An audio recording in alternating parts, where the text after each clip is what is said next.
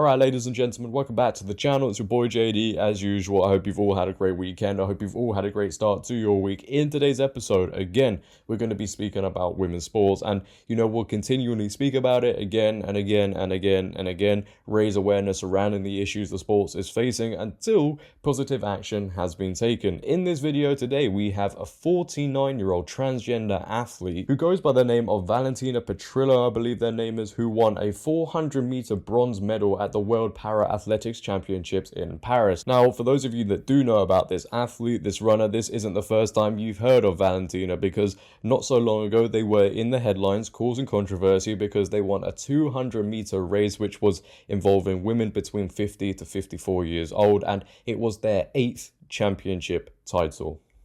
Now, I'm going to play a short clip I found on YouTube, explaining the whole controversy surrounding that scenario. It goes into a little bit of detail, the reaction towards it, etc., etc. I'll see you in a second. Take a look. A 50-year-old trans girl runner has seized his 8th championship title in a women's category after smashing the competition at the Italian Indoor Masters Championship in Ancona. On March 12th, Valentina Petrillo, born Fabrizio, competed in the 200 meters race for women aged 50 to 54. Marco Elsiater, a statistician, was present at the championship to monitor Petrillo's performance and provided a report to the Italian Feminist Post on what he witnessed. Elsiater recorded that a difference in physicality was immediately noticeable and that the female competitors were unable to hold their own against Petrillo, who effortlessly dominated the competition. If Petrillo had been competing in the equivalent men's race, he wouldn't have even broken the top 10. The female athlete, who came in second place, expressed that she felt disappointed in the results. She would have come in first place and set a women's running record. "We do not feel equal, precisely because Petrillo's physical structure is male," said one of the female athletes. Everything started in January 2019, when Petrillo changed his name to Valentina and began taking estrogen. The following year, he began competing against female athletes and has since broken multiple Italian women's running records. What do you think about this? Let me know in the comments. Now, it's absolutely brilliant. It's fantastic. And I actually call it the GTA cheat code. So for anybody who plays video games, I think you'll catch that one. But people now can claim to be born in the wrong body, even though in this case they've lived in it for most of their lives, transition into the women's side of things, dominate, win titles, etc., etc., to get what? Some sort of sense of achievement to me, and maybe a load of people. There is no achievement in it. You are stealing success, positions, awards away from women, and competing in a side of sport you really have no business competing in. But what do I know? What do you know? If the 2023 society standards are anything to go by, we are always completely in the wrong, and just simply having that opinion warrants us being cancelled and silenced. Anyway, as I've said, this person has managed to win another medal in another competition, and according to Valentina, there is absolutely nothing wrong in doing so. There's nothing wrong in winning a medal and taking one away from another woman. As I've always said, we're always in the wrong, apparently.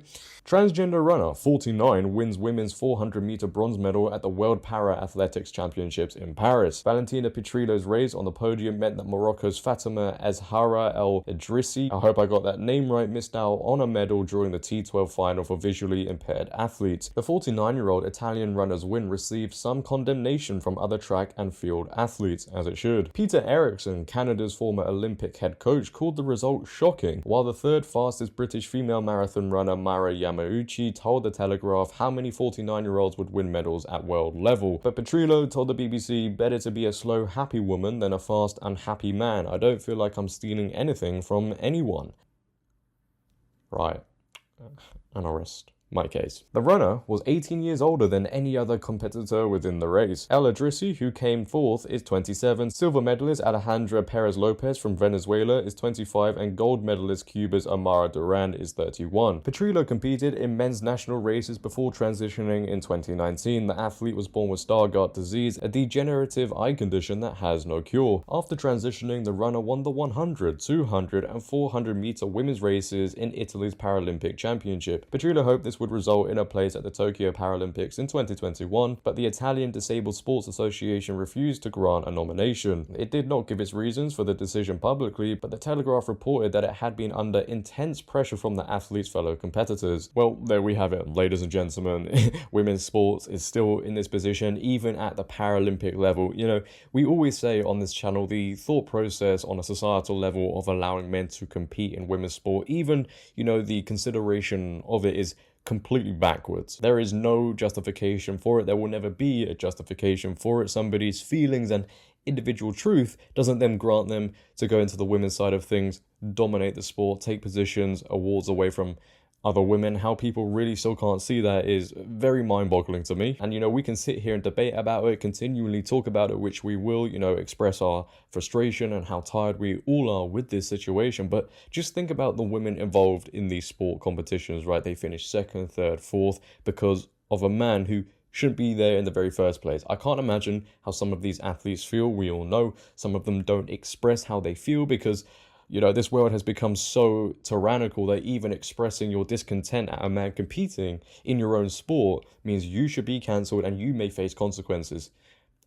Maybe, you know, if people weren't so lackadaisical about it all, you know, and they say, well, what can we do about it? You know, it's not affecting me. So what is the problem here? You know, there's nothing we can change because everybody just simply really cares about themselves. They're really self-entitled. And until the situation affects them, then they care. Then they expect people to, you know, voice their opinion on their behalf. But if people in the beginning, you know, weren't so tolerant and so compliant of everything, we may not be in this position in the very first place. And, you know, it's allowed a movement to continue to push. To me, it's always like a child taking advantage of a weak mother and father. You know, they get away with so much, they continue to push, and then when the time comes for the parent to put some policy in place, and we'll say it just for this video, you know, put some policy in place, the child will guilt trip, manipulate the parent into making them feel bad. They'll start crying and the parent will be like, oh, I don't want to put a policy in place, I don't want to upset my child. And it's kind of the same thing with these progressive movements, right? Because when a new policy is put in place, which more and more are happening, I believe just as of yesterday, the cycling organization has completely banned men from competing in the women's side of things. So when these sort of policies come in place, the movements, they gather together, they band together, and they cry and they say, oh, we're under attack, our rights are being taken away, we can't go into a women's changing room, locker room, we can't compete in their sports. And the average person, you know, somehow, some way ends up getting guilt tripped by these people into thinking, oh yeah, something is really terrible going on, you know, we shouldn't allow this to continue. They feel bad for them and no action is taken. And because today, you know, we've progressed into such an empathetic society and everybody's feelings matter and we can't offend anybody, we just wrap people up in cotton wool, which is again how we've ended up in this position by being too nice about everything and not putting our feet down. You know, even if it undermines the truth and the right of women competing in their own sport against other women, we still must wrap people up in cotton wool and reaffirm their beliefs at the expense of a large majority. Hopefully, you know, in time, the world at one point will say, you know, enough is enough and put a policy in place in all female sports across the world to say only women can compete in women's sports. That's what needs to be done. Why it's so hard, I do not know. Maybe you guys have the answer. Has society become so soft? Are these people scared to put policies in place in all sports across the world so men can't compete in the women's side of things? Leave your comments down below. If you have enjoyed today's video, please, for me, make sure to leave a like rating. If you're new, hit that subscribe button and turn on bell notifications so you never miss a video. But until tomorrow, it has been your boy JD. Have a great day, stay safe, and I'm out. Peace.